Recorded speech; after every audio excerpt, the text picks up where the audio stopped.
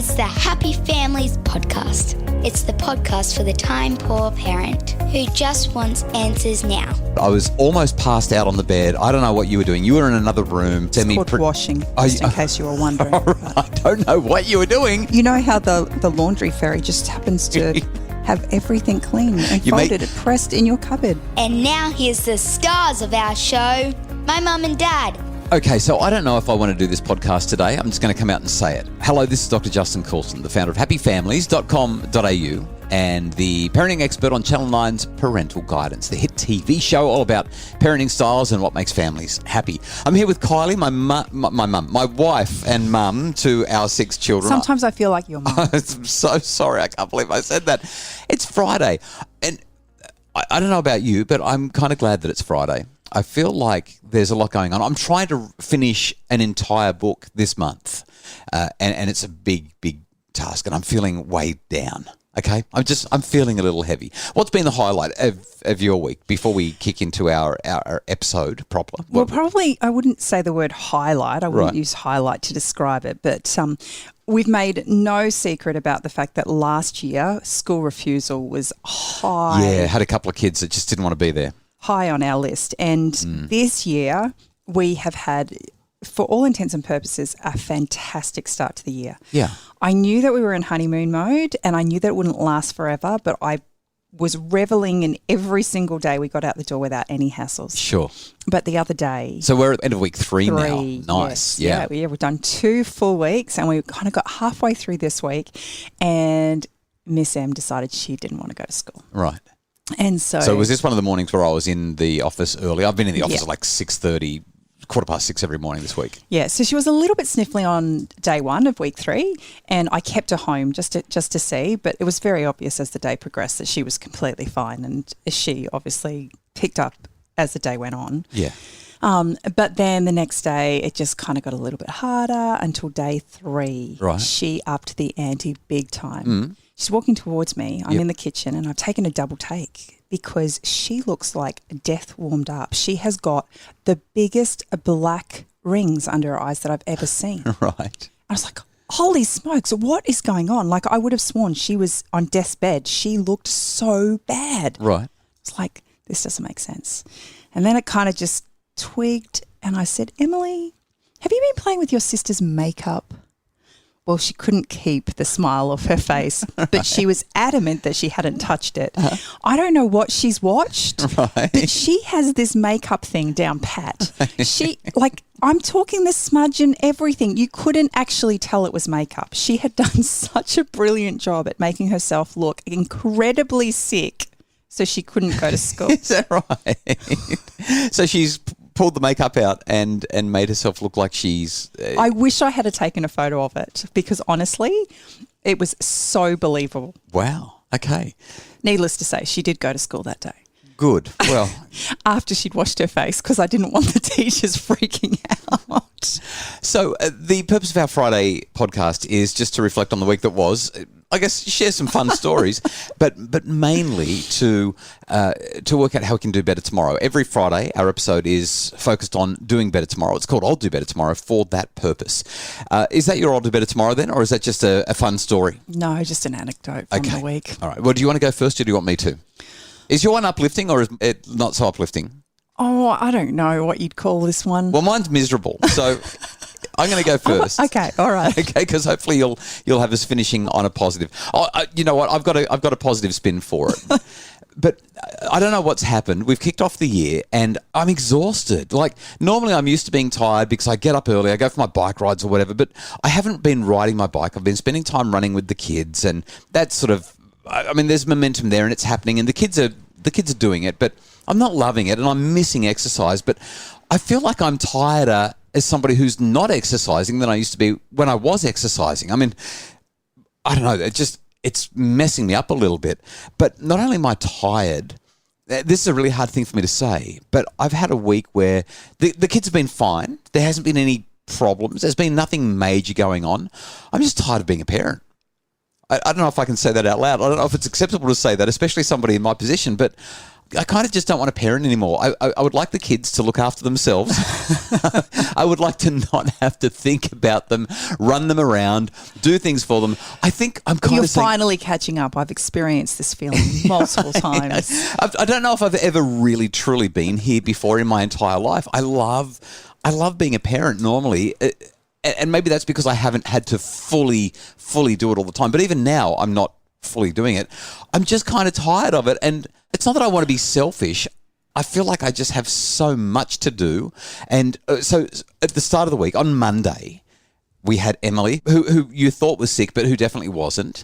And then we had one of our other kids, our 15-year-old, who she didn't go to school. I think she said that she was unwell as well. No, she didn't want to go to the swimming carnival. Oh, that's right. It was swimming carnival day and she refused to go, which ticks me off because we've spent all this money on swimming lessons and squad training over the years. And this kid's saying she's not going to go there. And then we've got our two we finished school kids at home as well. So I popped home for a little bit so I could have some lunch. And there's 4 kids at home on a school day when I just want to sit down and be with you. And I just thought, I'm over it. Again, I don't know if I'm supposed to say this. I don't know if this is just ruining my credibility as a parenting author and educator and whatever.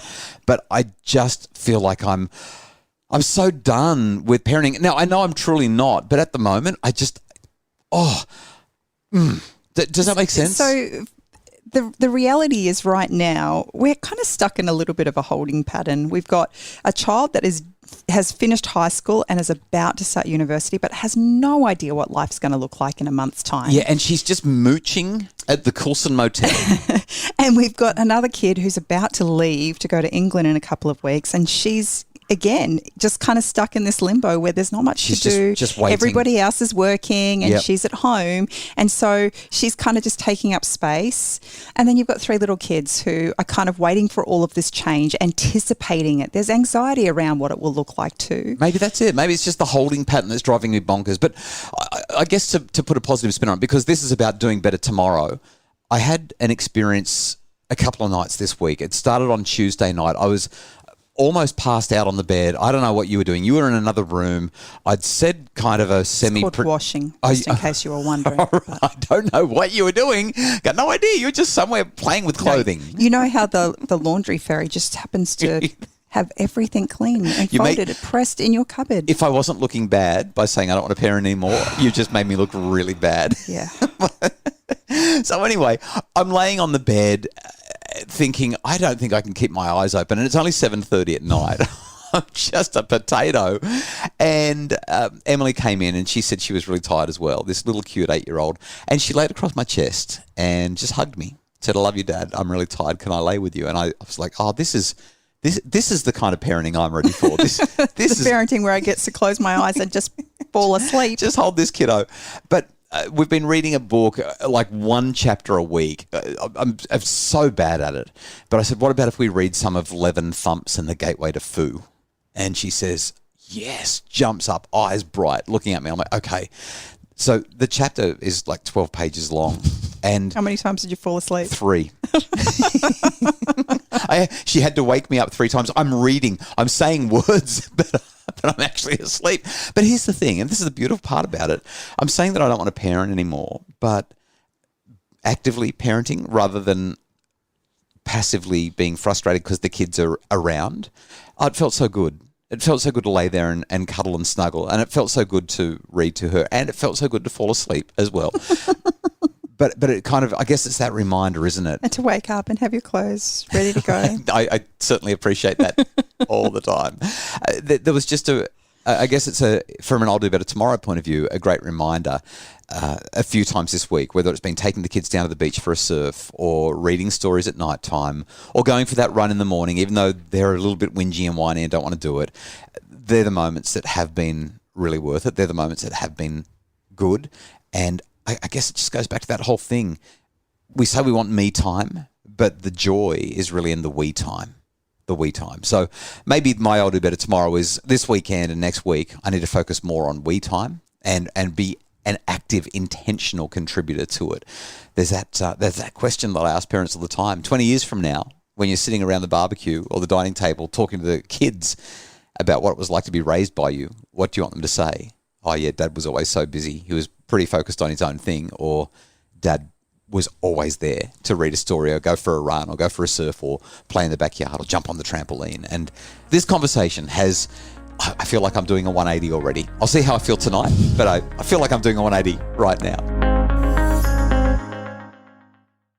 For my I'll do better tomorrow, it's kind of, I guess it's a little flow on from the things that you've shared. Oh, okay. And just the acknowledgement that right now there's a lot of movement and a lot of hold in our lives right now. There's some big changes about to take place. Lots of exciting things happening throughout the year. But there's also just a lot of emotion around that. And the other morning I was just I'm really struggling with our daughter who has just finished high school, is ready to get on with her life, and she is ready to fly the coop. But she knows that home is financially very easier. Cushy. Yeah, that's right. And she wants to be gone. She actually does. And I want her to be gone too. But only because it's good for her. Because that's the next phase. Like Yeah. that's actually what's supposed to happen. That's the natural progression of things. And being kind of in this place where I'm watching her make decisions that aren't necessarily the ones that I would like to make for her, and desperately wanting to provide her with, I guess, that autonomy, supportive parenting, and allow her the opportunities as an adult. I mean, I don't really have any say anymore, but allow her to have those opportunities and still stay close with her. And yet, in so many ways, she doesn't actually want us to be a part of her space anymore. She really wants her independence and her space. Yeah. And as a mum, as a parent, I don't think it really matters, but especially I am struggling with that distance that's growing. And so the other morning I was having a conversation with our eldest and just really, letting it all out, because there's a grieving process. We've been through it before, but it's hit me again. And it doesn't matter. I don't think it matters how many times you go through it. It's all new and fresh every time you do it. And she said that she actually was over one night while you were doing a webinar, and you had actually called her into the office while you were doing your webinar and kind of put her on the spot and asked her how old she was before she recognised that we'd kind of done an okay job as parents, that we knew what we were talking about. Yep. And she said it took her a minute or two, but she finally realised that it wasn't until she left home. It wasn't until she actually had the absolute autonomy of her own space and her own life and not having to answer to us for every, little detail, that she realised just how much she appreciated the things that we did for her and the values that we instilled in her, and especially as she watched her friends struggle with different life decisions. It's a long time to wait for the payoff, isn't it? Well, it is. It is. I guess the short end of a long-winded explanation is just this acknowledgement that right now I feel a little bit sad. My heart's aching a little bit, but I recognise and know that this is a natural progression of my child actually growing up and getting on with her life, which is what I've prepared her for. This whole 18 years is preparation for her to do exactly that.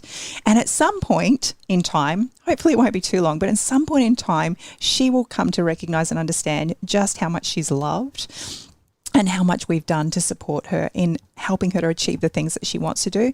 But right now, she's exactly where she's supposed to be. And my heart hurts a little bit, but I know that it won't be forever.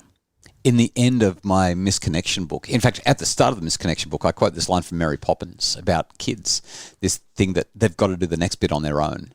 And we're at that stage now. I mean, it's pretty cool. It's pretty darn cool. But at the same time, I mean, you're sitting here weeping right now because there's a grief process that goes along with that as they no longer need us. And they just say, well, actually, I think I know more than you. I think I'm ready to do it all. And it really hurts. And yet, that's why we do it. Such a strange emotion, isn't it? Such a strange emotion. Well, for me, the take-home message of this is, yes, she's where she is. But if I've got younger kids, I'm going to throw in a reminder.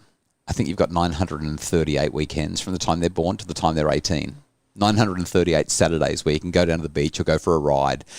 be involved in the active parenting, having those micro moments, having those ice creams at the front of the Cold Rock Ice Creamery or Baskin Robbins, where you just get to savor that moment together. That's where it happens. It's those little moments. So take advantage of them, because otherwise they're suddenly 18 or 19 and leaving home, and you kind of wonder where it all went and how it all happened, huh? I guess for us, having gone through this a number of times now, I can see the end from the beginning. We have our eldest daughter who's gone through this process and she's come back. And, the joy that we experience in the relationship that we have now, going through it for the first time, I actually thought I'd lost her forever. Yeah. Like, it just felt like my heart was going to be completely smashed into smithereens and it would never repair. But as she progressed and like she shared in her own words, got her autonomy and her space and realised just how much we loved her and how much, we had done to help her, she gradually came back, and the relationship that we share now is beautiful and more than I ever thought we would get to after that process of letting her go. So I think for anyone out there who's about to experience it or is concerned about going through that process, there is definitely light at the end of the tunnel. We just have no idea how long the tunnel is. As a bizarre aside, as we wrap up this podcast, you just said you felt like your heart was going to be smashed to smithereens. And I thought, that's such a strange word, smithereens. Where did that come from?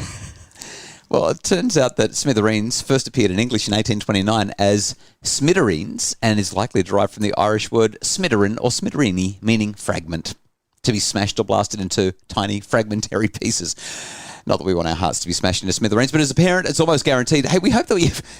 I'm sorry, I just thought it was fascinating. We hope that you've enjoyed the podcast and that it helps you to be better tomorrow or even today with your kids as they continue to grow and move closer and closer to those days where they smash your hearts to smithereens and move out and do the next bit on their own. The Happy Families podcast is produced by Justin Rulon from Bridge Media. Craig Bruce is our executive producer. Have a great weekend.